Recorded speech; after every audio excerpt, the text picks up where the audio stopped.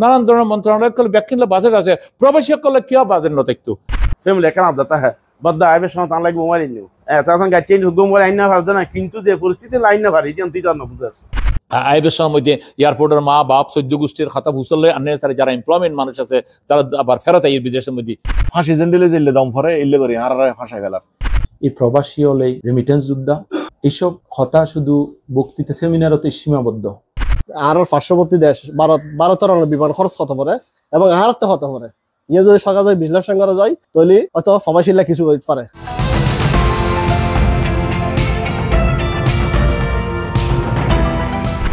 যে ব্যাগেজ নীতিমালা নতুন যে নীতিমালা উত্থাপনী ইয়ানোর কারণে প্রবাসী হিসেবে আমি নিজেও খুব মর্মাহত এবং প্রবাসন মধ্যে যারা আছে তার মধ্যে মিশ্র প্রতিক্রিয়া সৃষ্টি হই যে সরকারের বিভিন্ন মন্ত্রী পর্যায়ের বিপর্যয় ব্যাকুলে হর প্রবাসী কাল রেমিটেন্স যোদ্ধার দেশের অবদান থাকে কিন্তু আরা সবচাইতে অবহেলিত মানুষ আরা যাইবার সময় মধ্যে এয়ারপোর্টের মধ্যে বিভিন্ন ভাবে হয়রানি আরা 2 বছর বাদে বা 1 বছর বাদে বাড়ি যায় বাইরে কেন আবদাতা হ্যাঁ ফ্যামিলি কেন আবদাতা হ্যাঁ বদ্দা আইবের সময় তার লাগবে মোবাইল নিও হয়তো অন্য পয়সা দিফিলি মেরে এখন আর এনে পড়িলাম পত্রিকা চাইলাম বিভিন্ন জনের নিউজ স্যার বহুতটা নিউজ নসার দিল জন আছে না নিউজ নসার ইতারা খালি হয়ে আগরিন হর উগো মোবাইল আইন না পারতো না বেআইন নিউজ সাথে কাটি নিউজ আর তো মোবাইল কত যাই জেলে সরি করে এখন তার বেতন করে তোলি যে বর্তমান যে পরিস্থিতি চালু হয়ে তোর মোবাইল নিম কেন এখন রিজার্ভ বৃদ্ধি বলি আর বারবার অনুরোধ করে টিয়া পাঠাই পেলে তাহলে আরো যারা প্রবাসী আছে তারাও চাই যে দেশের সামনের দিকে অগ্রসর আর ব্যাংকে টিয়া ফাটাই তাহলে আর যে সরকার চিন্তা করি দেশের রিজার্ভ বাড়াই পেলাই তাহলে সরকার আর কি করে ইহলে দেখার বিষয় কান্দি ভরিয়ারে যে আর প্রবাসী হলার যে নারার অধিকার যে সুযোগ সুবিধা ভাবের হতা আছিল ইয়ানের মধ্যে টাইট করতে করতে আর ফাঁসি জেন্দিলে জেলে দম ফরে এলে করি আর ফাঁসা গেলার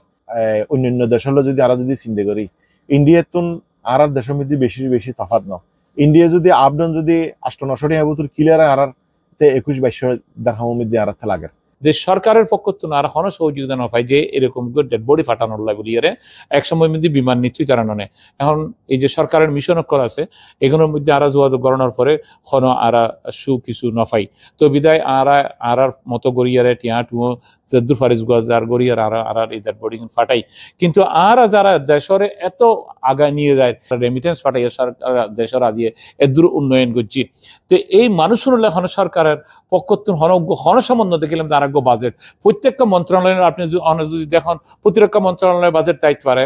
শিক্ষা মন্ত্রণালয়ের বাজেট চাইতে পারে শ্রম মন্ত্রণালয়ের বাজেট চাইতে পারে নানান ধরনের মন্ত্রণালয় করলে ব্যাখ্যা বাজেট আছে প্রবাসী করলে কি বাজেট নত একটু আজি প্রবাসী করার পক্ষ থেকে দাবি জানায় আর প্রবাসী আলোরা যেন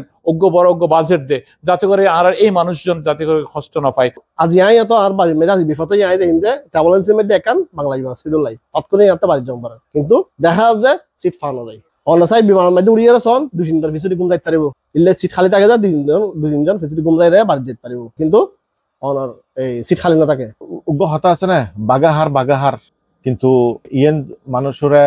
যদি বারবার যদি বাগা না হয় যদি বাগাহার বলি হয়ে যদি ইয়েন যদি হয় ঠিকই একদিন যেতে বাগা হাইবে এ সময় মধ্যে আর সহযোগিতা করিবে সুযোগ না পাইবে ব্যাগেজ নীতিমালা জীবন মধ্যে ইউজুর দুও ফোন লই যেতে পারিব এবং নতুন লই গেলে তার শুল্ক পরিশোধ করিয়া লই জম পারিব তো এই জিনিসিন আসলে প্রবাসী এই জিনিসান বাংলাদেশের লাই খুবই সেন্সিটিভ একখান জিনিস স্পর্শকাতর একখান বিষয় দুর্নীতি ভিত্তি করিয়া বাংলাদেশের অর্থনীতি এত মজবুত হয়ে দাঁড়াইল ইয়ানোরতে বারবার তাগাতাইর ইনুর পিছনে কারণ কি সরকারত্ব কিন্তু এই বিষয়ে কি একটু পুনর্বিবেচনা করুন দরকার বলে আমরা একজন প্রবাসী হিসেবে মনে করি শরীরে ইমিগ্রেশন করে বাইরে আমার ফরদি দেখা যায় যে আন্তরাল যে আদাবিরাও জানাই তারা একটু বকশিস হয় বকশিস যেভাবে বকশিস হয় বকশিসের মতো না এবার জানতেন মানে কি হাট এখন নেই দিয়ান পারি হাট কে দিয়ান পারি বেলে মিকে অতবার্তি আর যদি হনা খানে দিন না পারে হনা খানে হয়তো বাঙ্কি নতা হয় যে আসনিং ঘরে আল্লাহ আসলে আসনিং ঘরে এই শোভনীয় না ঈদুর মৌসুম অনেকজন বাড়ি যেতে চায় কিন্তু এই যে বাংলাদেশ বিমানের টিকেটের এত ঊর্ধ্বগতির কারণে মানুষ কিন্তু দেশের দায়িত্ব পারে কারণ এই যে যদি কম্পেয়ার করেন ইন্ডিয়ার মধ্যে কেরালা আর বেশি দূরে ইতার ভাড়া এখনো পর্যন্ত 1200 দেখাম আর গেলে ঈদের 2000 উড়ে তাও আবার অনেক সময় মধ্যে ফ্লাইট খালি যায় এন্ডো টিকেট নেই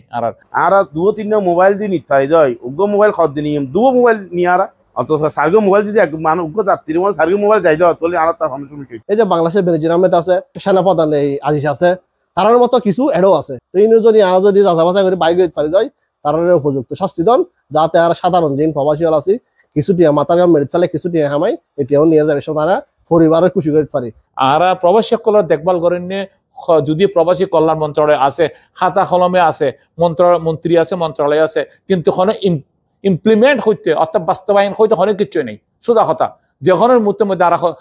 মানে সবসময় কথা হইয়া যায়, কিন্তু এন্ডে আর হয়ে কথা ইনখনো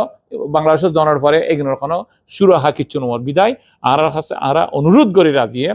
সরকারের কাছে এবং সরকারের ঊর্ধ্বতন কর্মকর্তা আছে এবং মাননীয় প্রধানমন্ত্রী জননেত্রী শেখ হাসিনার কাছে আর প্রবাসী অকলের প্রতি সহায় হন, মন্ত্রী অকলে সংসদের মধ্যে ফাড়ে ফেলার এই সুযোগ সুবিধা দিব আর